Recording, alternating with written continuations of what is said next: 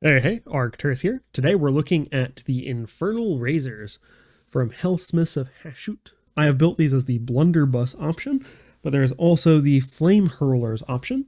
And you of course get all the parts to make them as flamehurlers as well. Some extra pieces here and some extra pieces here. You do have enough heads to have a couple different options, as you can see from some of these that are left on the sprue. This is an alternate commander head, as well as a few beardless heads for some of the other options as well. And there should actually be, yes, there's also one additional one. This one has a sort of Gorget style front here with an extra armor plating instead of a beard, which I think works okay. But for most of these, I prefer the bearded heads, which is what I've built them all as. That does, for the blunderbusses, require a little bit of work. I think for the flame hurlers, it would be a little easier if that's what you wanted, as the guns sit in a different position as far as I can tell. Now, I haven't assembled them, so I cannot guarantee that. But looking at the instructions, that is how it looks to me, is that the guns are held at a different angle, and they use a different arm piece as well. So you have a whole another set of arms for the guns that don't go on the blunderbusses. Each model is about 7 pieces. The commander is 9, and this one is also is 8 pieces, because this arm for some reason is 2. But let's take a closer look at those. So this one is, I believe, the squad leader, or maybe it's not. It's hard to say. They don't actually have a sergeant anymore as like an option, so you don't actually have to build one that way. So here we have our first one with blunderbuss. This part here is a separate piece from the blunderbuss. It does have to be glued on, which is a little annoying, but I do like the extra detail here on the guns.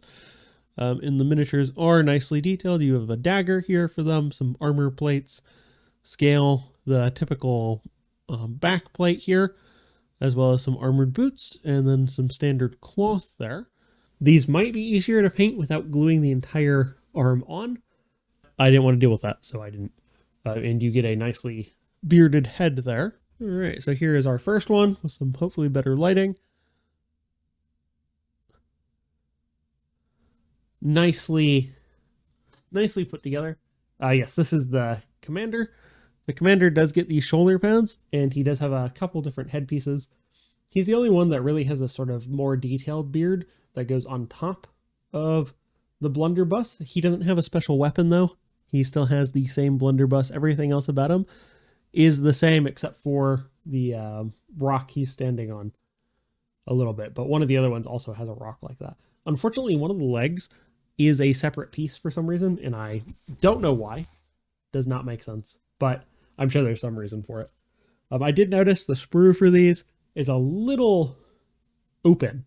It's not as dense as some of the other ones, but I don't know if that's just because it was like half and half. Like you could either go more dense and have the 2 different gun options, or you'd have to go tighter and just do one square. Not entirely sure. They do have some extra little bits on some of them. Like this guy has a grenade, which is fine. It doesn't actually add anything, but it is a nice detail. It is, however, built into the model. So there's not like you aren't adding this on after the fact, which can be a good thing, can be a negative. Depends on your approach to it. So these last 2 are supposed to have non-bearded heads. However, with some trimming, you can make the beard fit. So this head actually has 2 little things that stick out on the beard. There's like beard decorations. But I've trimmed those off, and it looks like it's not super noticeable on the camera. It is a little noticeable, maybe because I put them together, so I'm more likely to notice. But at least on the camera, it looks fine. And once he's primed, I don't think it'll be noticeable at all.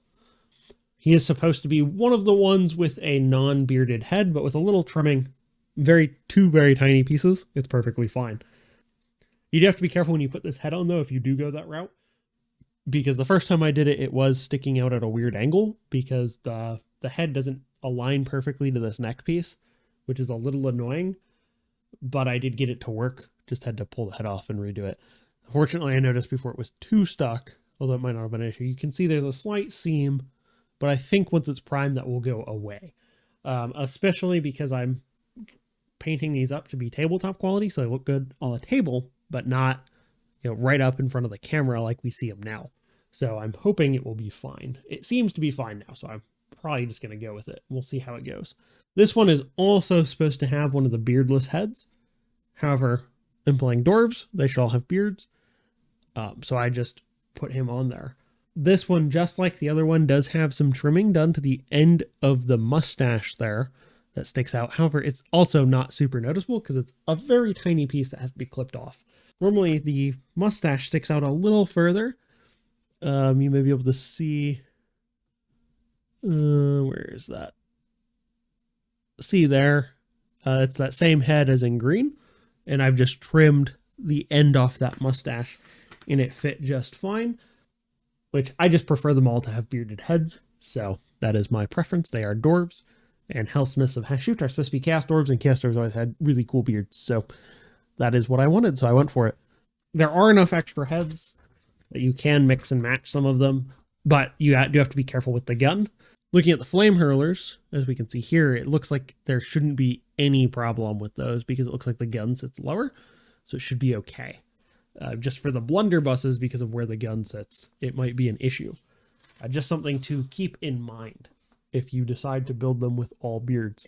Now, as we've discussed, this is a dual build kit, so I'll go first through the main stats, and then we'll discuss the guns in detail.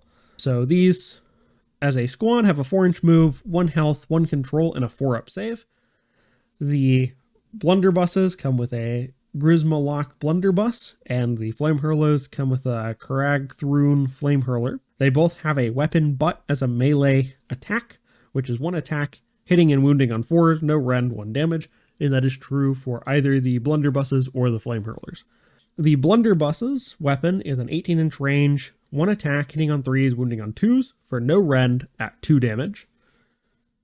Whereas the flamehurler is a 12-inch range, 3 attacks, hitting on 2s, wounding on 4s, no rend for 1 damage. So more attacks for less damage, and slightly worse rolls, versus a 1 attack gun with an extra 6-inch range for 2 damage, but neither have rend. Now the blunderbusses have the once per turn army your shooting phase ability of Hateful Hail, which is you declare if this unit used the shoot ability this turn and all of its attacks targeted the same enemy unit, that enemy unit is the target. You roll a die, add the number of enemy models in the target unit slain by attacks made by the blunderbuss unit this turn. If the result is a 6+, the target has strike last for the rest of the turn, which is quite useful.